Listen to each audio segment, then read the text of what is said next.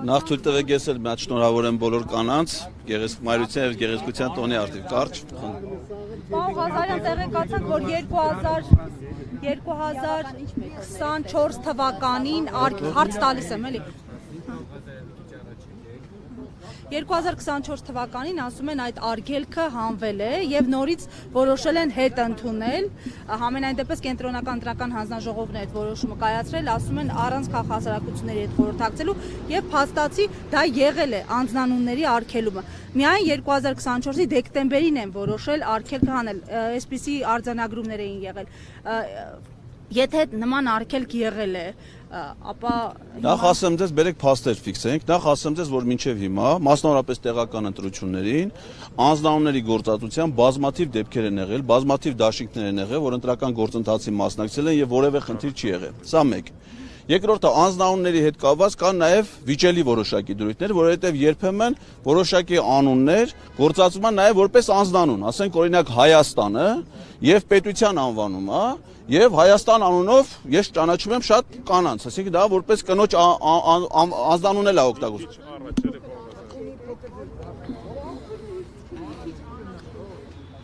Ասենք, այդ դեպքում հարց առաջանում, անձնանուն ասելով իրանք մանափակում են, իրանք անզգույշ քայլ են անում։ Օրինակ իրանք հաշվի առնելով, որ ինքը կարող է ասի հերիք է, էլի ես այս ժողովրդին տանջեմ, ու ուզենա մի հատ ստեղծի հերիքնած դաշինք։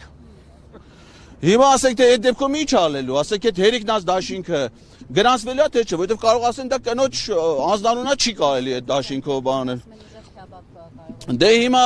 ամբողջ խնդիրը այն է, որ իրանք այդ որոշումը կայացրել են, երբ որ նախագահի հրամանագրով ընտրության օրը սահմանված է, հայտարարել են այն ժամանակ, երբ որ արդեն ստեղծվել է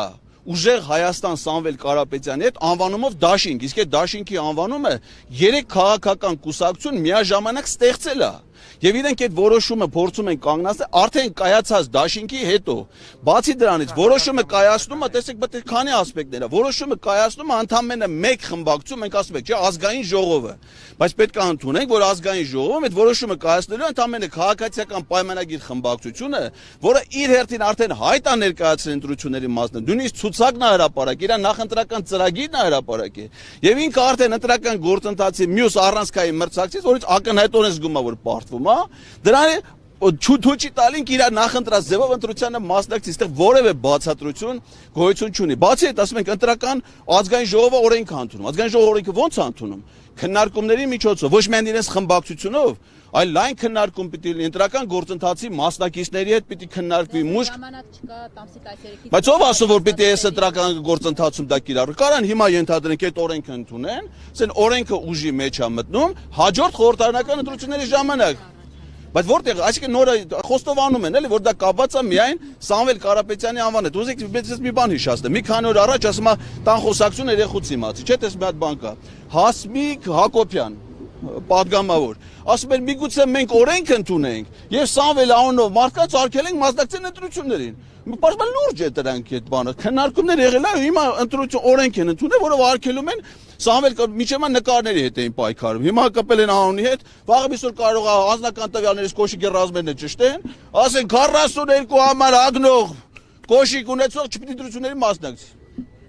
Ասա անլուրջ է հասկանում եք, հա։ Ես չեմ կարծում, որովհետև իրանք անընդհատ դա օրական իրանք ինֆորմացիան զեկուցում է, չէ՞, ինչի է այս ամեն ինչը տեղի ունենում, էլ այսինքն իրանք իրավիճակը այնուամենայնիվ վերահսկում են։ Այսինքն ստանում են տեղեկություններ, որ սրընթաց կերպով Սամվել Կարապետյանի դաշինքի հեղինակությունը բարձրանում է ու նաև էապես պայմանավորված է նաև Սամվել Կարապետյանի անձնական հանգամանքներով, այսինքն նաև առաջին հերթին նրա նկատմամբ հանրային վստահությամբ եւ հիմա այդ ամեն ինչը տեսնելով վախեր են ցուցադրում իրենք։ Իրավական կողմին գանք, իրենք ասում են, որ մենք հիմնարար սկզբունք եւ դրույթ չենք փոխում, այսինքն հանձնաժողովների ընտրատեղամասերի հետ կապված չի եւ Վենետիկի հանձնաժողովի ռեկոմենդացիաները վերաբերվել են հենց այս հիմնարար սկզբունքներին։ Սա անվանումը հիմնարար սկզբունք է։ Սա ամենահիմնարար սկզբունքն է, որովհետեւ սրանով թույլ չեն տալիս քաղաքական միավորին, ով որ արդեն ստեղծվել է, որում ընտրական օրենսգրքի ոչ տրամաբանությամբ, այս պահին դեռևս օրենքը չի ընդունվել, բայց այս պահին ուժեղ Հայաստան Սամվել Կարապետյանի դաշինքը ստեղծվել է եւ ստեղծված դաշինքին զրկել իր նախընտրած անվանումով ընտրական գործընթացի մաս դրանից ավելի հիմնարար որն է, սա ավելի հիմնարար է, քան եթե դենք ընտրական տեղամասի հասեն մարզադպրոցից, չգիտեմ, երաշտական դպրոց տեղափոխելուն։ Իմիջայլոց ես մի բան էլ ասեմ, դուք իմ գործընկերոջը հարց տվեցիք, Հայաստանի ազգային հերոսներ Շարլ Անձնաուրը, Քերք Քերքորյանը, Էդուարդո Էրնեկյանը ունեցել են նաև այլ պետությունների քաղաքացիություն, իսկ Նիկոլայ Ռիշկովը միայն Ռուսաստանի քաղաքացիություն։ Նրանք ազգային հերոսներ են։ Կարող եք իրավական առումով հասնել այս գործընթացի կանխմանը կամ վերանայման, այսինքն սահմանադրական դատարան դիմերով դուք տեսնում եք հիմքեր իրավական առումով սա կանխել։ Հիմքերը ակնհայտ է, այսինքն ակնհայտ է, որ սա հակասահմանադրական է, որովհետև ընտրական իրավունք է խաթարում, ընդ որում ոչ միայն քաղաքական գործընթացին մասնակցողի ընտրական իրավունքն է խախտում, որը իրավունքի էլի տեսակ է,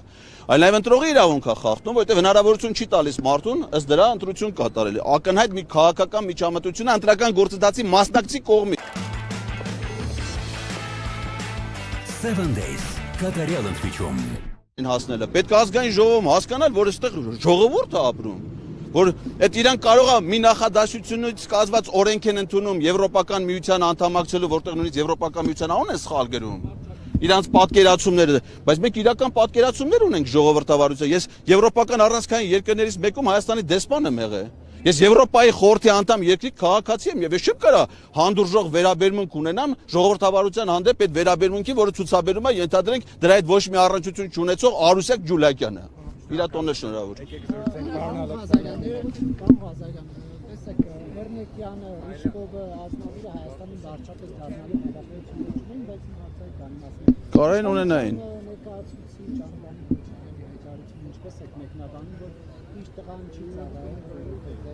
Դա արդեն ինքը ոնց որ ներողություն խնդրել է դրա կապակցությամբ։ Թանապես Անդրանիկ Քոչյանի ասածն ինչքան քիչ մեկնաբանենք, ինքան իր օգուտն է։